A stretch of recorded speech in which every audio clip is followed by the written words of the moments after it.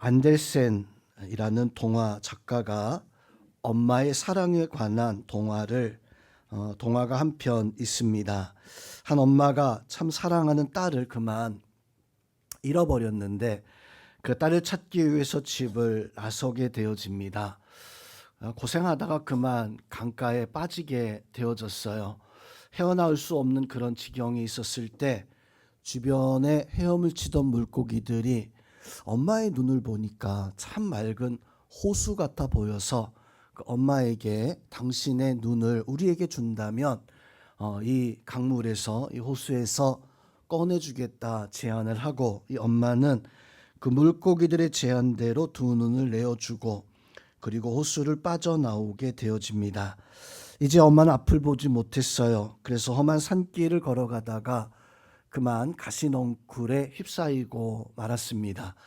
빠져나오려고 해도 자꾸 찔러대는 통에, 그런데 이 가시나무들이 여기를 빠져나가려면 이 모든 가시를 다 뽑아야지만이, 이 모든 가시에 찔려야지만이 나갈 수 있다 조롱하듯 이야기할 때, 이 엄마는 그 가시나무 하나하나 그 가시에 찔려가면서 그렇게 겨우겨우 가시 덩쿨을 빠져나왔지만 이미 부드러운 살결은 온통 생채기에 또 온통 주름에 가득 잡힌 그런 살이 되어지고 살결이 되어지고 말았습니다. 빠져나왔지만 결국 또다시 공동묘지의 악령들에 시달리게 되어집니다. 그 악령들은 엄마를 조롱하다가 여기를 빠져나가려면 한 가지 소원을 알려줘야 여기 빠져나가고 싶은 내 소원이 무엇이냐라고 물어봤을 때 이 엄마는 사랑하는 딸을 찾고 싶은 것 외에는 아무 소원이 없다라고 말했을 때, 양녀이 그렇다면 너의 젊음과 너의 아름다움을 우리에게 준다면 이 무덤에서 빠져나갈 수 있게 해주겠다. 이 엄마는 기꺼이 강령들에게 자기 자신의 젊음과 아름다움까지 다 내어주고 말았습니다. 그렇게 악령들이 시키는 곳에 가서 보니까 정말 사랑하는 딸이 그곳에 있었지만 엄마의 모습은 이미 앞을 보지 못하는 모습, 또 모든 살과 피부는 다 상처나고 주름 생겨서 또 이미 나이는 할머니가 되어진 이런 나이 이런 모습을 가지고 있었습니다. 이 엄마는 딸을 찾았다는 기쁨에 너무 기뻐서 덩실덩실 춤을 추며 웃는 모습으로 그 동화는 그렇게 끝이 납니다. 다소 싱겁게 끝이 나는 그런 동화이지만 우리 부모님, 어머님과 아버님들이 한평생을 어떻게 살아가는가라고 하는 것을 이야기한 그런 내용이 바로 이 안데센 동화집에 있다라고 합니다. 실제로 우리 부모들은 자녀를 위해서 한평생 조건을 가지고 자녀들을 위해서 살아가는 것이 아니라 아무 조건 없이 무조건적으로 희생하면서 그렇게 하루하루 살아가는 것이 우리의 부모가 아닌가. 그래서 이 부모의 사랑을 하나님의 사랑과 가장 많이 닮았다라고 이렇게 이야기를 합니다. 흔히 하나님의 사랑, 우리는 아가페의 사랑, 아가페의 그 사랑은 우리에게 아무것도 원치 아니하고 무조건에 아무 조건 없이 기꺼이 우리를 위해서 십자가에서 못 박혀 죽으셨고, 우리가 나를 위해 죽으신 예수님 그분을 그냥 믿기만 하면 누가 됐든지 간에 어떤 사람들이 되었든지 간에 다 구원해 주시고 하나님의 자녀 삼아 주시겠다라고 하는 하나님의 그 아가페의 사랑, 그 사랑을 우리 인간들의 사랑 가운데서 가장 많이 닮아 있는 사랑이라면 아마도 어머니가, 아버지가 자녀를 위해서 사랑하는 그 사랑이 아닐까. 오늘 어버이 주일 맞이해서 우리가 져야 할 십자가가 있는 것 같습니다. 부모가 져야 할 십자가가 있고 자녀들이 져야 할 십자가가 있고 가족을 위해서 내가 져야 할 십자가가 있는데, 우리가 어떤 십자가를 지고 가족을 위해서, 자녀를 위해서, 부모를 위해서 살아가야 할까요? 먼저 첫 번째로 부모는 자녀에게 은혜를 끼칠 수 있는 그런 사람들이 되어져야 됩니다. 오늘 이 자리에 자녀를 둔 우리 부모님들 또 그 자녀들 부모를 통해서 하나님의 은혜를 누리고 하나님의 사랑을 깨닫고 내가 내 자녀에게 돈도 재물도 땅도 뭐 이런 것들도 남겨줄 수 있겠지만 그 무엇보다도 하나님의 사랑과 은혜를 남겨줄 수 있는 그런 부모들이, 그런 엄마와 아빠가 또 그런 부모에게 하나님의 사랑과 은혜를 받아 누리는 믿음의 자녀들 다 될 수 있기를 주님의 이름으로 축원드립니다. 자, 성경에서 보면 많은 믿음의 사람들이 자녀들에게 참 귀한 하나님의 은혜와 하나님의 놀라운 그 신앙의 이 유산들을 이렇게 남겨주는 것을 봅니다. 자, 노아는 그 홍수의 시대에 심판받을 수밖에 없는 그 자녀들, 그 세상에서 건짐받는 놀라운 복의 역사를 자녀들에게 남겨주었고, 아브라함은 믿음의 조상으로 이삭에게 하나님의 언약, 하나님의 약속을 남겨주는, 다윗은 그 많은 그 족속들과 그 백성들 가운데서 영원한 하나님의 나라, 너의 아들들이 영원히 하나님의 나라의 왕이 될 것이다라고 하는 그런 축복의 약속들을 남겨주었던, 그러고 보면 성경에 있는 많은 사람들이요 하나님 앞에 은혜를 남기고 하나님의 사랑을 남기는 이런 모습들을 가지고 있었던 것을 봅니다. 우리 성도님들도 자녀들에게 무엇을 남겨주길 원하십니까? 땅도 좋겠고 돈도 좋겠고 집도 좋겠지만 그 무엇보다 여러분이 간직한 믿음보다 더 큰 믿음과 은혜와 사랑과 하나님의 영광을 꼭 남겨줄 수 있는 그런 부모가 될 수 있기를 주님의 이름으로 부탁을 드립니다. 자, 신앙생활하다 보면 간혹 우리는 자녀에게 좋은 것을 남겨야 되는데 노아, 아브라함, 다윗도 참 어려운 순간들이 있었어요. 하나님 앞에 은혜만 남겼던 것이 아니라 한 번 정도는 실수해서 부끄러움을 남겼던 그런 적이 있었습니다.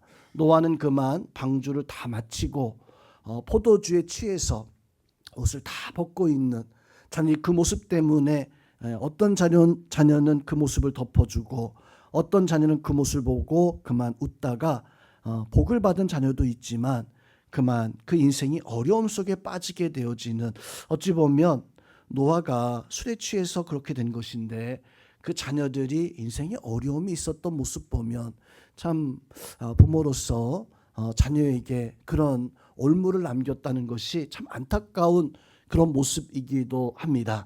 아브라함 믿음의 조상으로 얼마나 많은 사람들에게 믿음의 조상의 어떤 그런 은혜와 역사를 그것을 보여주고 있습니까? 그런데 믿음의 조상이었었던 이 아브라함도 이스마엘이 태어날 때 보니까 그 이스마엘로 말미암아 좀 안타까운 부끄러운 모습을 남겼을 때가 있어요. 창세기 16장 11절 12절 말씀에서 보니까 하나님이 아브라함에게 이스마엘 두고 이런 말씀을 하십니다. 여호와의 사자가 이르되 아브라함에게 이르되 내가 아들을 낳으리니 그 이름을 이스마엘이라고 할 것이다. 너 아들 낳을 것인데 그 아들은 이스마엘이다. 그런데 16장 12절 말씀에서 보니까 하나님이 이렇게 말씀합니다. 그가 들나귀, 들에서 막 살아가는 들나귀 같은 사람이 될 것이다. 그의 손이 모든 사람을 치겠고 모든 사람의 손이 그를 칠 것이다. 그의 모든 형제와 대항해서 싸우면서 다투면서 이렇게 살게 될 것이다. 아브라함에게 이스마엘은 어찌 보면 정욕 때문에 자기 욕심 때문에 태어났었던 그런 아들이었었어요. 그 아들 이스마엘이 하나님 말씀하기를 들나귀처럼 그렇게 살 것이다. 모든 사람 믿음의 조상이 되어져서 그 믿음의 역사를 남겨주었던 이 아브라함에게도 그런 아픔의 순간이 있었다는 것입니다.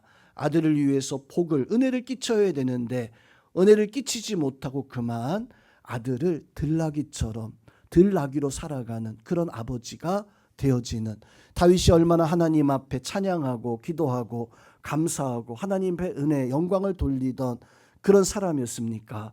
다윗이 불렀던 시편의 찬송이 한 3,000개 정도 된다고 하나요?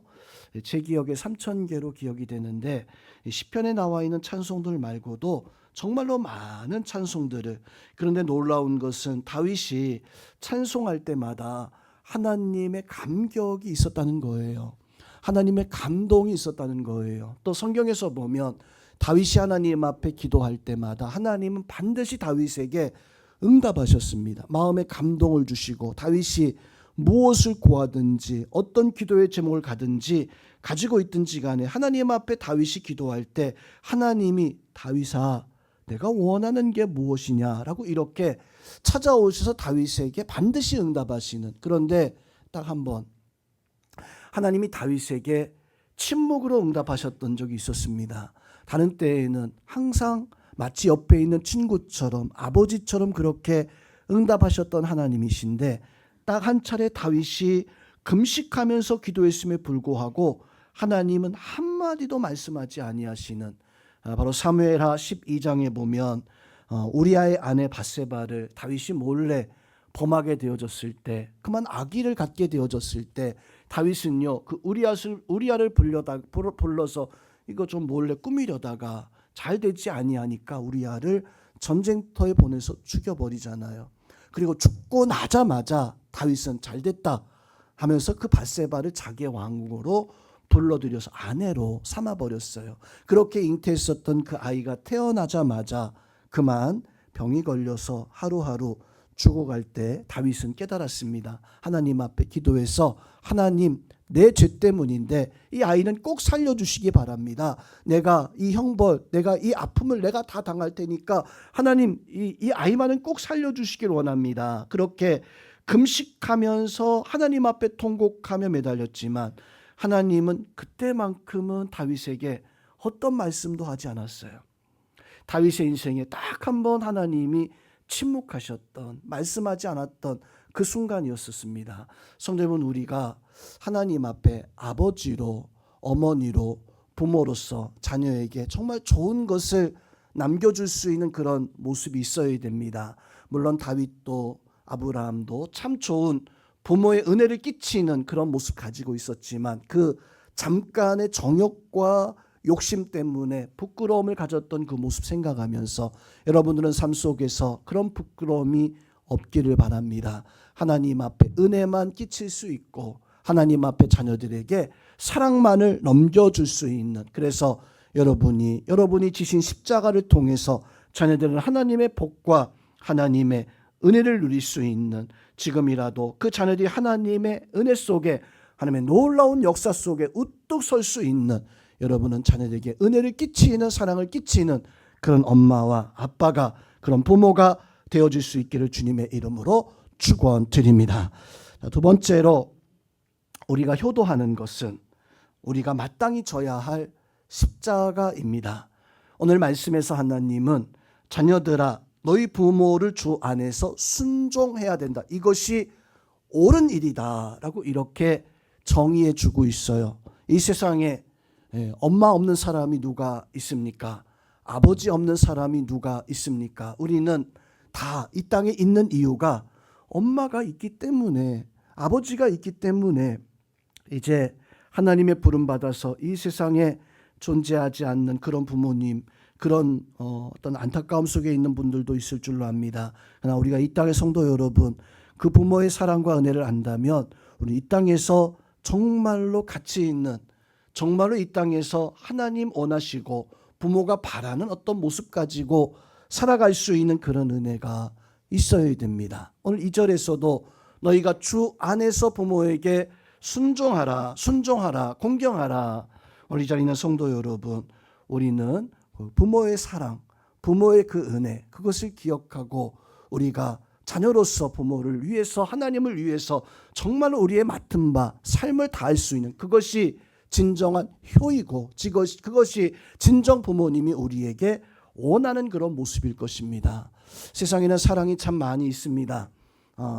남자와 여자 간에 그래서 결혼하기도 하고, 친구 간에 좋아해서 우정을 평생을 그 우정으로 살아가는 그런 친구들, 또 형제 간에도 이렇게 사이좋게 사랑하며 형제 간에 어떤 우애를 가지고 살아가는 그런 경우들도 많이 있습니다. 그런데 성도 여러분, 세상에 있는 사랑은요 대부분이 다 계산적이에요.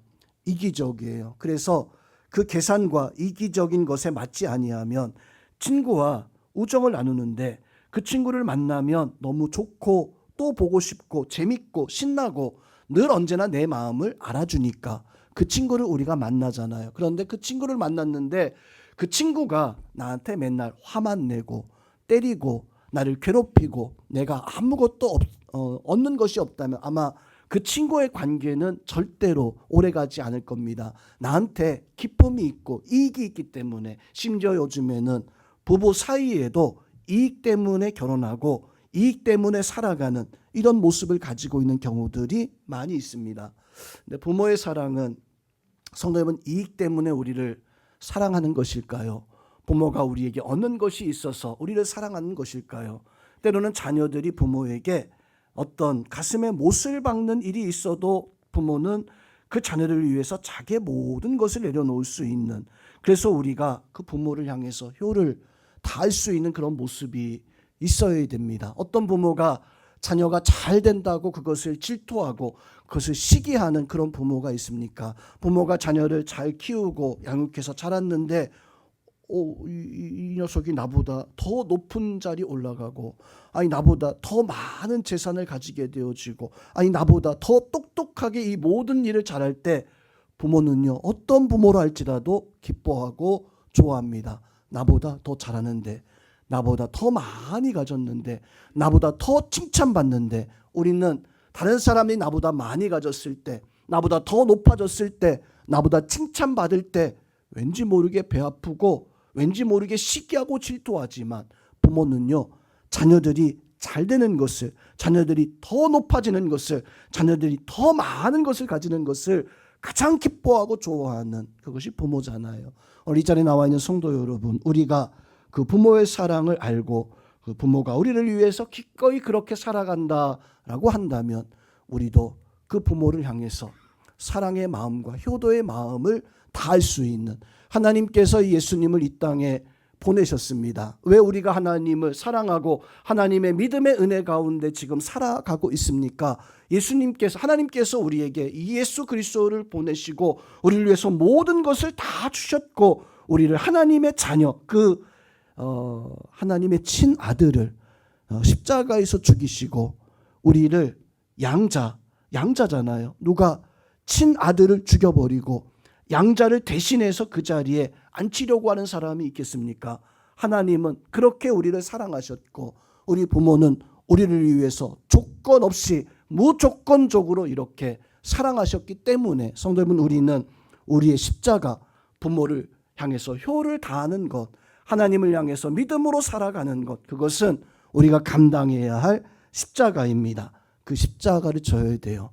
예수님께서도 말씀하시기를, 어떤 부모가, 아들이, 자녀가 생선을 달라 하는데 뱀을 주고 떡을 달라고 하는데 돌을 줄 만한 부모가 어디 있겠느냐. 바로 우리 부모는요, 우리를 위해서 그렇게 희생하며 그렇게 십자가를 지며 살아갔던 것처럼, 성도 여러분, 우리도 우리의 십자가를 지고 우리의 가야 할 우리의 그 부모를 향해서 우리의 맡은 바 일들을 잘 감당해 나갈 수 있는, 이 어버이 주일 맞아서 지금까지 내가 하나님 앞에서, 지금까지 부모 앞에서 우리의 삶을 잘 감당해 나갈 수 있는 그런 은혜가 성도들 속에 함께 하기를 주님의 이름으로 부탁을 드립니다. 자, 마지막으로 하나님은 효도를 다하는 자에게 오늘 말씀에서 보니까 복을 주시겠다라고 이렇게 약속을 해주셨습니다.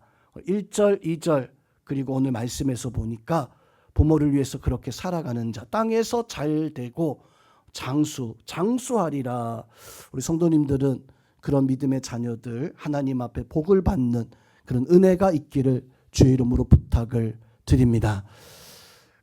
제가 어버이날 한 뉴스 기사를 보다가 그 뉴스 기사의 토막으로 이렇게 나와 있는 어떤 사람이 효도하는 사람인가 10가지 항목이 있어서 테스트하는 그런 내용을 본 게 있었어요. 그 중에 5개 이상이 되어지면 효녀고 5개가 안 되면 조금 좀 더 노력해야 된다라고 하는 그런 게 있어서 한번 제가 그걸 적어 봤습니다. 여러분들, 나는 부모에게 효녀인가? 혹은 우리 집에 아들, 딸이 있는데 이 아들, 딸들이 과연 정말 효자, 효부인가? 한번 손을 좀 한번 꼽아서는 도대체 몇 개나 되는가? 이렇게 들고 꽂으면 창피하니까 몰래 이렇게 숨겨놓고 밑에서 한 번씩 이렇게 꽂아보시기 바랍니다. 첫 번째, 부모님의 생일을 알고 있다. 다 알죠. 남자분들은 간혹 모르시는 분도 있더라고요. 저는 알고 있습니다. 한번 꽂으시고. 두 번째, 부모님이 좋아하는 음식, 그것을 나는 알고 있다. 그래서 이거 엄마가 아빠가 좋아하는 음식을 알고 있다.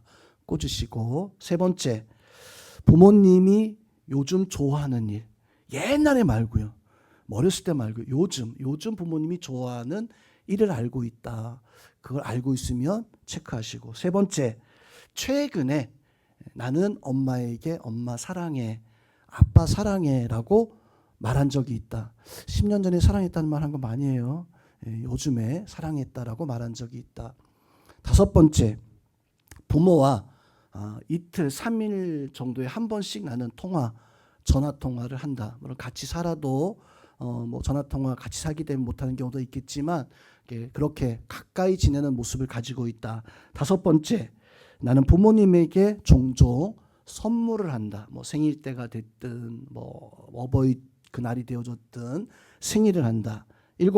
선물을 한다. 자, 일곱 번째, 부모를 나는 안아드린 적이 있다.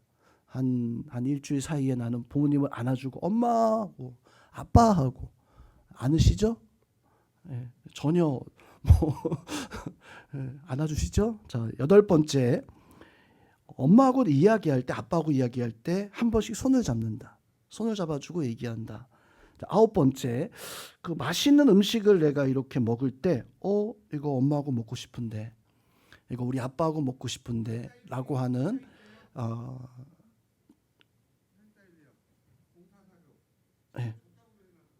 그런 어떤, 맛있는 음식을 보면 부모님하고 이렇게 할 수 있다. 열 번째, 나는 이거 조금 제가 좀 빵 터졌습니다. 여러분들 있는지 모르겠어요. 나는 정말 효녀인 것 같다. 스스로 난 효자야, 난 효녀야라고 이렇게 생각한다. 자, 몇 개 정도 돼요?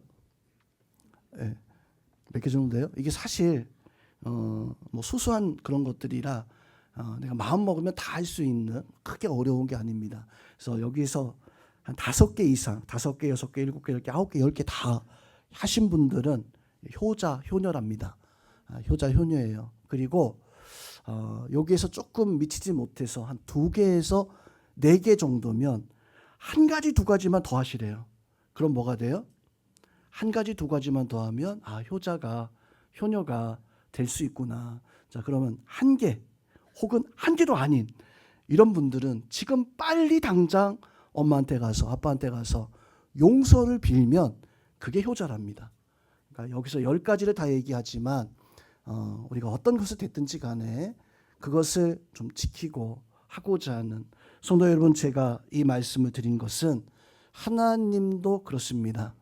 하나님도 큰 것을 원하시는 것이 아니라 오늘 말씀에서 보니까 부모를 순종하고 부모를 향해서 공경하는 모습을 가지고 있을 때 하나님은 그 모습을 통해서 하나님의 역사를 드러내는 그런 은혜가 있습니다. 오늘 이 자리에 나와 있는 성도 여러분, 우리가 하나님 앞에 어떤 부모가 되어져야 되는가? 야곱이 야복 강가에 나갔을 때 야복 강가에서 이 야곱은 자기의 아들들을 먼저 앞서 보내요. 그리고 아내들을 보내고 홀로 야복 강가에 나가서 하나님 앞에 이렇게 기도합니다. 하나님, 나에게 복을 더하여 주옵소서. 그때 하나님은 야곱에게, 야곱아, 너의 이름을 이제는 야곱이라고 하지 말고 너의 이름을 이제는 이스라엘이라고 해라. 야곱은 분명 하나님 앞에 하나님 나에게 복을 달라고 했는데 이름만 바뀌잖아요. 근데 알고 보니까 야곱이 받은 복은 야곱만 받은 것이 아니라 이스라엘은 지금 나라의 이름이에요. 이스라엘은 지금 국가의 이름이에요. 한 민족의 이름이 바로 이스라엘입니다. 그날 이 야곱은요, 하나님 앞에 받은 복은 자기 자신의 복만 받은 것이 아니라 하나님 앞에 자기 자녀들, 자손들, 그 자손들을 위해서 하나님 앞에 구하여 복을 받았는데 성도 여러분, 우리는 우리 부모가 우리 하나님이 바로 우리에게 그런 은혜, 역사를 주고 있다라고 하는 사실을 기억해야 됩니다. 또 이 예수님께서 두로 시돈 지역을 가셨을 때 한 가나안 여인을 만나게 되어집니다. 그 가나안 여인이 예수님 앞에, 예수님, 제 딸이 지금 병들었는데 고쳐주시길 바랍니다. 근데 이 예수님은 매몰차게 그 여인을 거절합니다. 나는 이스라엘 자녀들 위해서 내가 보냄받았지 개, 돼지 같은 이방 사람들 위해서 보냄받은 것이 아니다 라고 했을 때 그 여인이 실망할 수 있었어요. 기분 나쁠 수 있었어요. 그런데 엄마였었어요.